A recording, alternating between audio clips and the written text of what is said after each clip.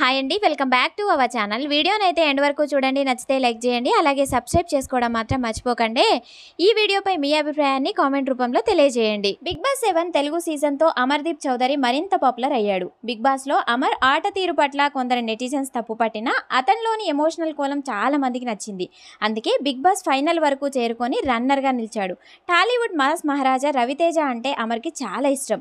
ఇదే విషయాన్ని చాలా సమయాల్లో ఆయన చెప్పిన విషయం తెలిసిందే. అమర్ చూపిన అభిమానానికి ఫిదా అయిన రవితేజ కూడా ఒక ఆఫర్ ప్రకటించాడు. తను నటించబోయే సినిమాల్లో ఒక మంచి పాత్ర ఇస్తున్నట్టు బిగ్ బాస్ వేదికగా ప్రకటించాడు. తాజాగా రవితేజను అమర్దీప్ కలుసుకున్నాడు. అందుకు సంబంధించిన ఫోటోను తన ఇన్స్టాగ్రామ్ లో షేర్ చేశాడు. నా డ్రీమ్ నిజమైందంటూ అమర్ చెప్పుకొచ్చాడు. రవితేజతో కలిసి నటించే ఛాన్స్ వచ్చినట్లు తెలిపాడు. దీంతో అభిమానులు కూడా అభినందిస్తూ కామెంట్ చేస్తున్నారు. ఇచ్చిన మాటను రవితేజ నిలబెట్టుకున్నారని ఫ్యాన్స్ గుర్తు చేసుకున్నారు.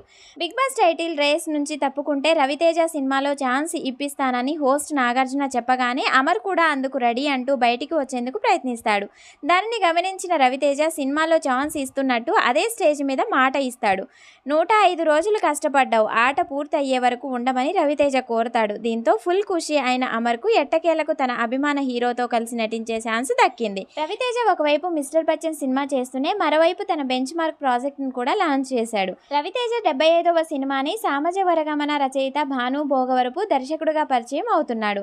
సితారా ఎంటర్టైన్మెంట్స్ పై ఈ సినిమా తెరకెక్కనుంది. రవణ దావతిస్తుండు, రెడీ అయిపోండ్రి అంటూ RT75 పేరుతో ఒక పోస్టర్ కూడా విడుదలైంది. అమర్ ఈ 2 చిత్రాలలో దేనిలో నటిస్తున్నాడు అనేది క్లారిటీ ఇవ్వలేదు. థ్యాంక్స్ ఫర్ వాచింగ్ అండి. Please do like and subscribe. అలాగే ఈ వీడియోపై మీ అభిప్రాయాన్ని కామెంట్ రూపంలో తెలియజేయండి.